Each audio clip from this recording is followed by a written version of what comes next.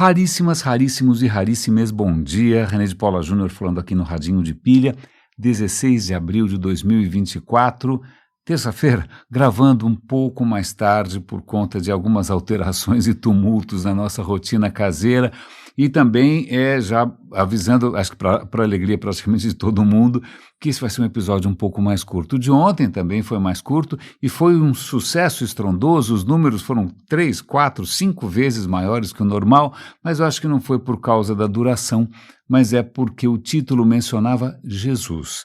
E eu acho que esse nome tem poder, um poder bastante passageiro, porque hoje eu estou vendo ali as estatísticas e voltaram para o normal, porque eu acho que quem se atraiu ali por esse nome talvez não tenha gostado muito das nossas conclusões, eu lamento. Aliás, fica aqui também um pequeno alerta, caso algum de vocês seja devoto de Mazu, então eu não sei se o que eu posso contar, é uma história que eu não conhecia, se isso eu também vou perder ouvintes, afeitos ou bastante devotos de divindades orientais. Mas vamos, antes de mais nada, aliás, essa história do episódio de ontem, sobre se Jesus votaria na esquerda ou na direita, e a conclusão a gente viu que isso depende, se a gente fizer uma enquete, não adianta perguntar para ele porque não, então tem que perguntar para as pessoas. E a resposta, se é esquerda ou direita, não depende de classe social, não depende de idade, não depende de qual é a denominação, se é evangélica, batista, seja o que for, mas depende daquilo que a pessoa vota. Se ela vota na esquerda, então o Jesus, o grande amigo imaginário dela, vota também na esquerda, por que não? Também na direita, exatamente o mesmo raciocínio, ou seja, a gente cria divindades à nossa imagem e semelhança, que é uma pequena inversão aí do texto bíblico. Mas eu estava me lembrando, acho que um episódio que eu me esqueci de comentar, eu me lembro de uma entrevista muito rápida com o Bolsonaro, o monstro, em que ele disse, assim, obviamente como bom evangélico, provavelmente bastante douto nas escrituras, no Velho Testamento, ele falou, olha, se Jesus pudesse, ele teria uma pistola, o que comprova a nossa tese aqui de que realmente a gente cria tudo à nossa imagem e semelhança, e eu não consigo imaginar como é que ninguém vê, ou ele pelo menos, ou a família, ou seja quem for, não consegue ver uma contradição entre os ensinamentos, pelo menos aqueles a que eu tive acesso, não tem muita escapatória, e a ideia do cara andar com uma Glock na cintura, que eu me lembre, o cara nunca matou ninguém, embora o santo nome já tenha sido usado para justificar guerras, massacres, gente sendo queimada na estaca, gente com a língua arrancada fora, Então, pois bem, então vamos voltar aqui para o que interessa. Tem The Rest is History é um podcast em inglês absolutamente extraordinário, são dois historiadores divertidíssimos, e eles fizeram eu botei os episódios em dia, eu estava um pouco atrasado. E um dos episódios, aliás, o episódio de hoje vai falar um pouco sobre sexo, ok? Ok. Também não sei se eu vou perder mais gente nessa história, sim ou não, ou talvez ganhar, quem sabe. Mas a questão é que eles fizeram um episódio sobre a história do disco, não vinil, disco de discoteca, aquela coisa dos anos 70, Estúdio 54, Banana Power aqui em São Paulo, sei lá o que mais. Eu nessa época eu tinha 13, 14 anos, e tá aí uma das poucas coisas que eu posso falar com um pouco de propriedade, não porque eu tivesse, 20 anos, 25 anos e tivesse enfiado o pé na jaca, na era de ouro das discotecas, não, eu tinha 13, 14, e a garotada ali com quem eu convivia frequentava as matinês das discotecas. As discotecas aqui em São Paulo, bota aí Banana Power, bota Aquarius, não sei qual mais, elas tinham matinê, você ia lá à tarde, destruir os seus tímpanos, ficar olhando a mulherada e, sei lá, e encostado na parede. Pelo menos essa é a minha história, porque a minha vocação digamos, para movimentos coordenados do corpo, aliados a algum ritmo externo, é muito ruim, eu danço muito mal. Então, eu vivi isso, eu ganhei discos de presente, fizemos festinha para os amigos, comemoramos 14, 15 anos ao som de Dana Summer, Chic, The Freak, seja lá o que for, uma época saudosa para muita gente, mas o que é interessante é que a nossa experiência, a nossa vivência desse fenômeno, que foi um fenômeno muito breve, a era das discotecas durou muito pouco tempo, ela desapareceu muito rapidamente. a nossa vivência aqui é completamente diferente de como tudo isso nasceu. Então eu vou tentar dar um pouco de contexto. O que acontece é que na década de 70 não era uma década fácil nos Estados Unidos, os grandes movimentos civis, todos aqueles protestos, todo aquele idealismo hippie da década de 60, tudo tinha ido por água abaixo, o Nixon foi eleito, né, era uma brochura generalizada.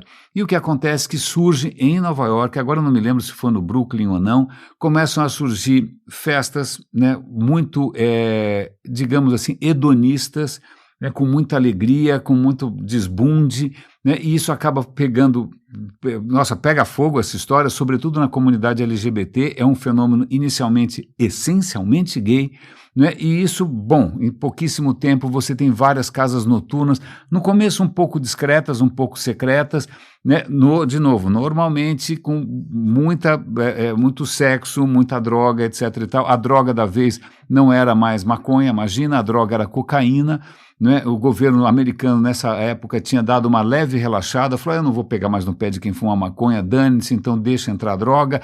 E o que acontece, os traficantes aqui da América do Sul aproveitaram a deixa para entrar rasgando com cocaína quando o governo americano foi, já era tarde demais. Mas então começa praticamente um submundo, né, de dança, de sexo, de alegria, de festa, roupas exuberantes e tal.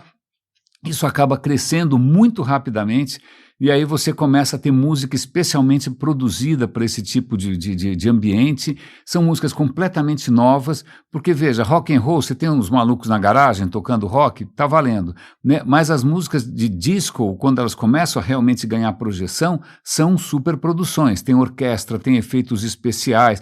É caro produzir um disco da Dana Summer, é caro produzir um disco do Earth, Wind and Fire, né? Então isso começa basicamente num nicho gay e também negro, né? Isso começa a ganhar muita projeção, né? Daqui a pouco, obviamente, como qualquer movimento desses, ele é apropriado pela sociedade de consumo, e aí já começa a ter discoteca para tudo quanto é lado, aí já começa a virar uma coisa comercial demais, né? Aí os próprios, né, o pessoal mais raiz, que tinha acompanhado isso desde o começo, fala, agora está perdendo a sua verdadeira natureza, mas foi um curto período ali de muita alegria, muita exuberância, muito sexo, né, mas que não vai durar muito tempo, porque começa a surgir, lógico, né, entre os ressentidos, né, entre o pessoal de sempre, o pessoal chato, que não gosta da alegria alheia, começa a surgir um movimento chamado Disco Sucks, né? Disco é horroroso, né? O disco é uma porcaria, né? E isso inclui, de repente, programas de rádio metendo pau em discoteca, dizendo que isso não é uma coisa viril,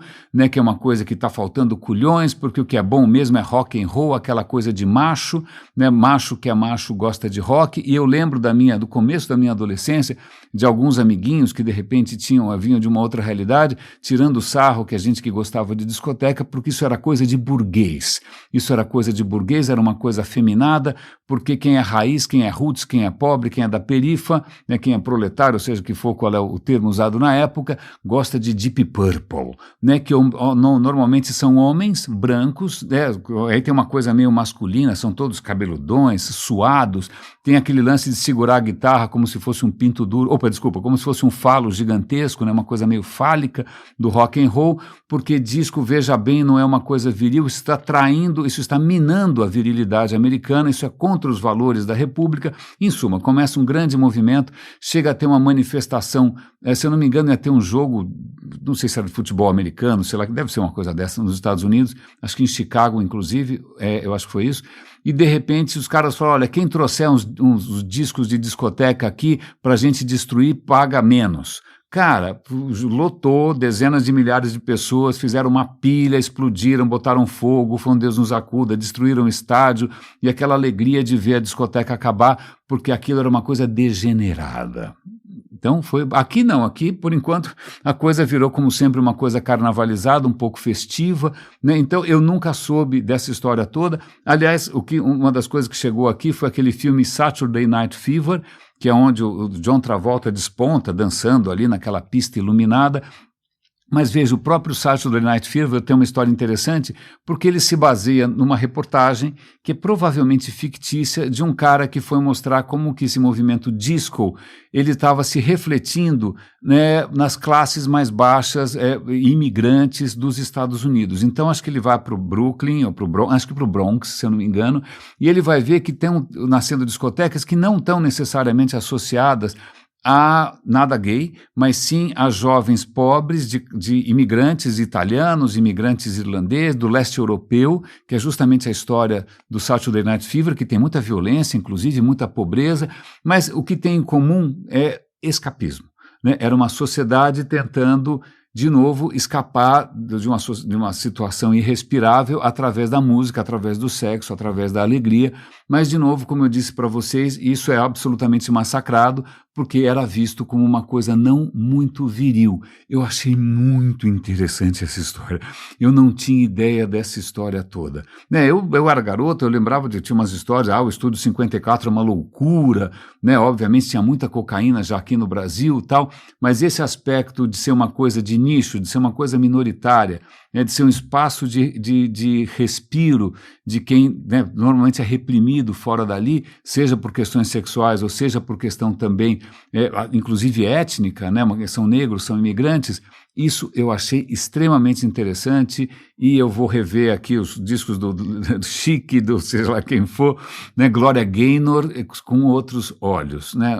É engraçado porque muita gente é muito saudosa dessa época, mas acho que eles esqueceram o quanto que tinha de repressão e desespero, né, para as pessoas buscarem alegria com tanto fervor, vamos dizer assim.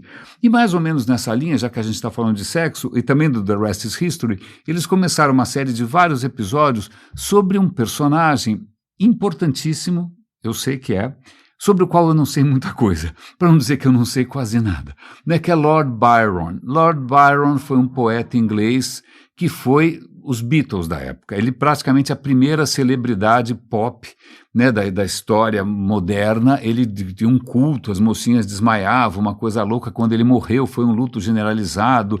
Ele era um poeta lindo, né? Tem vários quadros dele por aí e tal, mas eu não sabia muito da vida do cara. Eu sabia que ele estava envolvido indiretamente na história do Frankenstein. O que acontece, a Mary Shelley, que é a autora do Frankenstein, ela tinha fugido com o namorado dela, que eu já esqueci o nome do namorado, né, e eles foram para, se eu não me engano, para um lugar na Suíça, horroroso, porque estava chovendo, um tempo medonho, né, junto com Lord Byron e a companheira dele, e eles não têm nada para fazer naquelas noites horríveis, né, com relâmpagos, etc. e tal, e o Byron faz uma proposta, né, quem consegue contar a história mais tétrica, mais gótica, e a Mary Shelley vem, ela responde ao desafio criando o Frankenstein. Então, eu sabia isso do Byron, tá bom? Tá bom. Aliás, se vocês quiserem, eu vou dar o link aqui na descrição.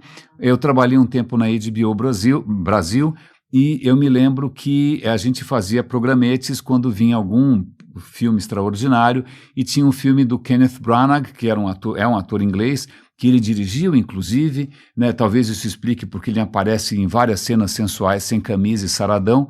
Acho que ele resolveu se autobeneficiar, não é? Mas do Frankenstein. Então, eu fiz um programete contando essa história. Então, caso vocês queiram ver aí um exemplo do meu trabalho como produtor e editor, eu vou dar o link para quem quiser assistir, está curtinho. Mas vamos voltar aqui para o Byron. Eu não sabia muita coisa. Tá bom? Eu sabia que tinha uma coisa meio escandalosa, alguma coisa com o Oriente, mas a questão que o Byron, ele nasce de uma família que, em princípio, é meio aristocrática, mas ele está no ramo meio pobre da família. O pai era um absoluto devasso, um monstro horroroso. A mãe, coitada, segura uma onda danada, estão sempre sem dinheiro, uma coisa pavorosa, né? Mas aí, num belo dia, morre um, morre outro, ele acaba herdando o título de Lord. Uau! Foi salvo, né, porque a educação dele dá um salto, ele passa a estudar nesses grandes colégios privados ingleses, né, vai aprender grego clássico, vai aprender latim, essa coisa linda, e ele passa a ter uma educação um pouco melhor, mas ele sempre vai ser visto como um outsider, porque mesmo sendo um lord, ele não tem berço, né? O berço dele, as circunstâncias dele são difíceis. E tem outra coisa, ele tem pé chato. o que dificulta um pouco na sua performance atlética. Então ele devia sofrer um certo bullying. Mas acho que o que mais complica aí, que é uma coisa que eu não sabia da personalidade dele, é que Byron, desde tenra idade, ele tem atração por outros meninos. Então ele se apaixona várias vezes, tem várias relações ali, e vale lembrar que nessa época na Inglaterra, sodomia, que é o nome, né? Sodomia é crime. Você pode ser flagelado, você pode ser humilhado, você pode ser preso, você pode morrer, né? Então não é uma coisa assim light, né? Não é que o cara está passeando aqui na Baixa Augusta de mão dada, não é assim que funciona, não é? O negócio é meio tenso. Então ele já sempre se apaixonando por rapazes. Tem uma questão interessante, acho que um dos rapazes que ele é profundamente apaixonado, tinha uma relação um pouco mais prolongada, na hora que o menino começa a amadurecer e que a voz engrossa e que ele muda de voz, o Byron perde o interesse. O que leva a crer que ele não gostava necessariamente de homens maduros, mas o que ele gostava de jovens adolescentes. Né, que tem um nome para isso que não é muito legal, embora num certo momento, eu já vou contar quando, ele resolve irritar o professor dele, dizendo que ele está muito empolgado, agora que ele está viajando pela Ásia, em escrever um livro sobre a aceitação da sodomia e a pederastia socialmente aceita no Império Otomano. Acho que fez isso só para o cara fazer xixi na calça ou cocô, né, dependendo mas, pois bem, então o cara, voltando, então isso se manifesta muito cedo, não é? Tem uma certa fase em que ele de repente que eu já vi isso acontecer também com quem tá nessa experimentação, de repente o cara deixa um pouco de lado o mundo homossexual e de repente vira um hetero compulsivo, sai atrás de qualquer orifício feminino possível e imaginável, mas mesmo com as suas parceiras femininas, ele também gosta que elas se vistam de rapazes. O cara tem uma certa vocação para o escândalo voluntário, não é um escândalo involuntário, o cara gosta de provocar, o que faz lembrar um pouco uma série de episódios em que a gente comentou a vida de outro grande escritor maravilhoso, personagem incrível, que é Oscar Wilde, que esse sim foi preso e acaba morrendo prematuramente por causa da intolerância britânica naquela época com a homossexualidade. Ok? Então tá bom. Então o Lord Byron, o que acontece, ele conseguiu virar Lord e tal, num certo momento ele está irritado, porque a Inglaterra é muito conservadora, e ele acabou de se formar na faculdade, e ele falou, bom, quer saber? Eu vou dar um perdido. E ele resolve fazer uma viagem, né? Uma viagem porque ele era fascinado pela Grécia Antiga, pela cultura clássica. Talvez não só por causa da filosofia, da escultura, da arte, das comédias, mas também porque, convenhamos, toda vez que você ouve falar de amor na filosofia grega, normalmente é com rapazes. Né? Não sei nem se em algum momento Platão mencionou homens e mulheres, porque mulher não era uma coisa muito considerada. Né? O negócio mesmo ali, quando você vê os caras falando do amor ideal, do amor platônico, eles estão pensando em rapazes. Né? E normalmente rapazes... Que eu saiba, na Grécia clássica, você não tinha problema nenhum, era inclusive estimulado que homens mais velhos tivessem amantes juvenis. Né, amantes juvenis que poderiam, obviamente, aprender muito, né, com a sabedoria do homem mais velho, era quase que um processo de iniciação, de entrada na sociedade. A coisa ficava esquisita quando começava a crescer pelo na perna. Né, se começou a crescer pelo na perna, aí já fica socialmente estranho, tanto que era um escândalo quando de repente o rapazinho, né, que estava gostando daquele esquema, o cara começa a depilar para ver se ele prolonga um pouco mais essa vida um pouco mais aceita. Ok, isso aqui eu estou citando Michel Foucault, né, obviamente um autor também muito interessante para entender a sexualidade grega, mas vamos voltar aqui. O cara está com essa ideia dessa Grécia na cabeça, né, Grécia, e ele resolve com o seu amante, né, um rapaz que era um namorado, resolve viajar pela Europa. A gente está falando aqui 1800 e bolinha, né, 1800 e pouco, o cara tinha uns 20 e poucos anos.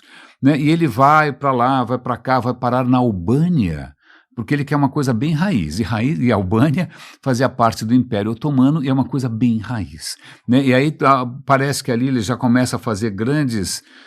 aventuras e explorações de todo tipo, ele começa a se empolgar, inclusive, com as roupas exóticas, ele se deixa pintar, né, com roupas bastante esquisitas, mas bastante exóticas. O próprio sultão lá da Albânia, que eu já esqueci o nome do cara, ele está encantado com o Byron porque tem as feições delicadas, as orelhas pequenas e as mãos tão finas, não é? A gente não sabe mais detalhes dessa relação, né? Eu sei que durante muito tempo esse sultão acha que o próprio Byron é uma mulher vestida de homem, porque o Byron também gosta de provocar essa coisa com a fluidez de gêneros, mas o que acontece é que aí o Byron resolve ir para a Grécia, né?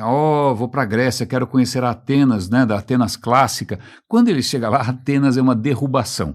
Primeiro que não era a Grécia, né, obviamente nesse momento, a Grécia é uma coisa muito recente, do século XX, né, o que você tinha ali era um país que fazia parte do Império Otomano, uma região que fazia parte do Império Otomano.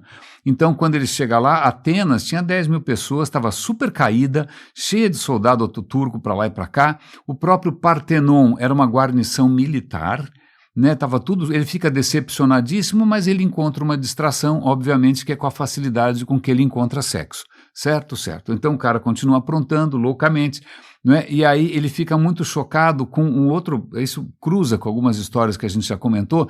Se você quiser ver o Partenon, é um templo maravilhoso, mas está faltando coisas. Que coisas estão faltando? Coisas que foram levadas para o Museu Britânico, que são os frisos do Partenon, que hoje não, há décadas, estão numa briga entre a Grécia e a Inglaterra, porque a Grécia quer as coisas de volta, e a Inglaterra fala, não, olha, desculpa, a gente tem a documentação toda, né? Ninguém roubou nada.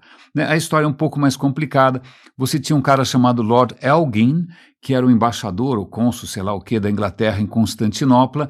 O cara, quando vai lá para Constantinopla, a capital do Império Turco, né, quando ele vai para Atenas, ele vê o Partenon super caído, né, e ele, cara, eu vou levar esse troço daqui porque não vai durar nada. E a justificativa, que é bastante interessante, que eu não conhecia, é o seguinte: os próprios gregos não estavam cuidando do Partenon.